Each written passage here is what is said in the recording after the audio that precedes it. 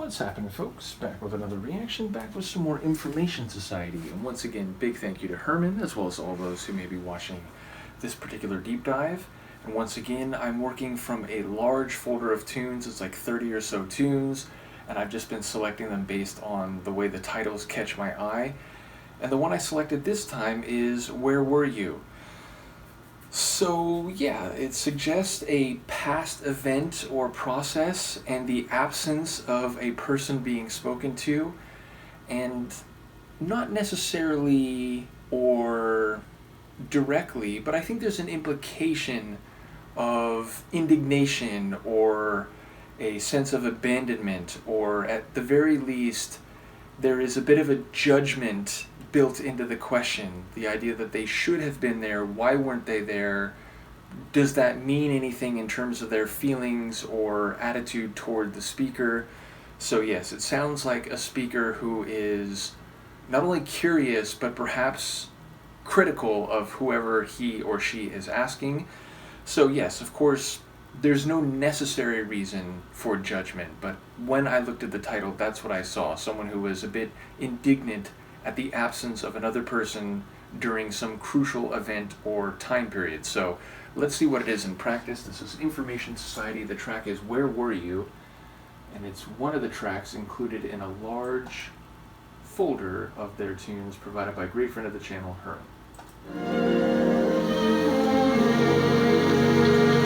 Could you make believe that I was your daddy? Daddy. Daddy. Daddy. Daddy. Oh.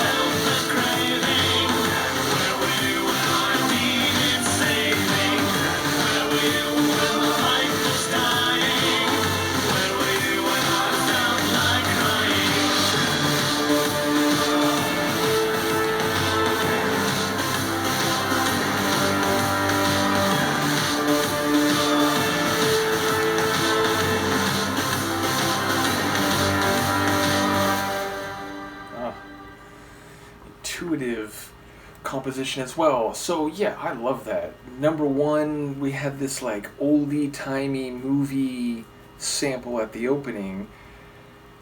And I don't know if the line was actually from an old-time movie, but certainly the way it like fragmented, and then the phrase about daddy, like, I wonder if this is asking and talking to a father figure, and maybe one who's not there because they left, maybe one who passed away.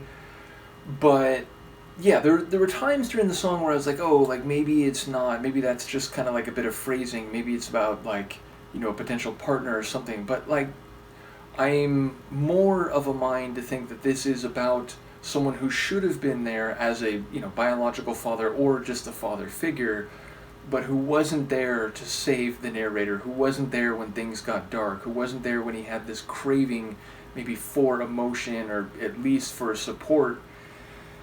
So yeah, it feels like there is judgment built into the title and a lot of the lines, but it's also like perhaps someone who, like, if the person being spoken about is no more, is passed away or is gone, it's clear they still have emotional gravity in the speaker's life. I will say also I love the Sonics, very like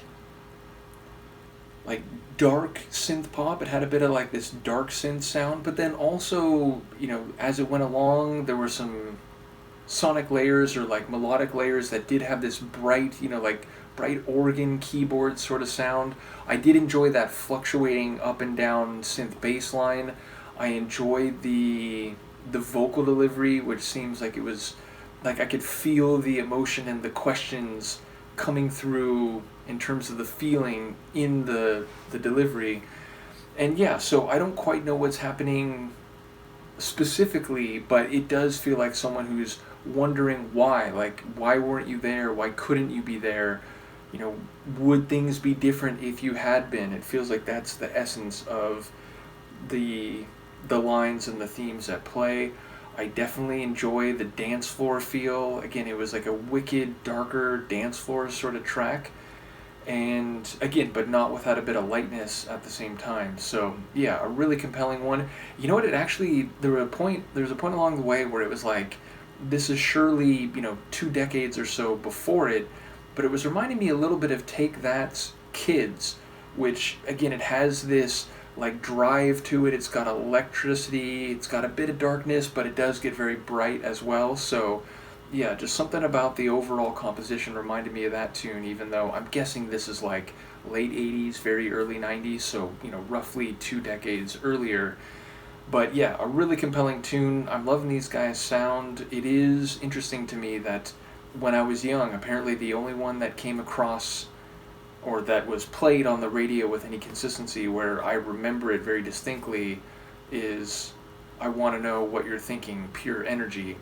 So yeah, I do wonder, you know, the way that works, right? Like, some groups, they have really compelling catalogs, but they don't quite hit in the same way, so they're not, you know, they don't get the following or the international fame that some other groups get. And of course, that's not a knock on the groups that do get that. Many of them are very well deserving of that attention and success, but it seems like, especially back in the 80s and 90s, when like, depending on which tracks your label picked as singles or like the sales of a certain album, it could kind of like dramatically change the trajectory of your career, even if the stuff you were making was really, really good and is recognized as such in retrospect. So in any case, I'm glad to catch up on Information Society now. Thank you again to Herman. Let me know what you think, and I'll see you for the next one.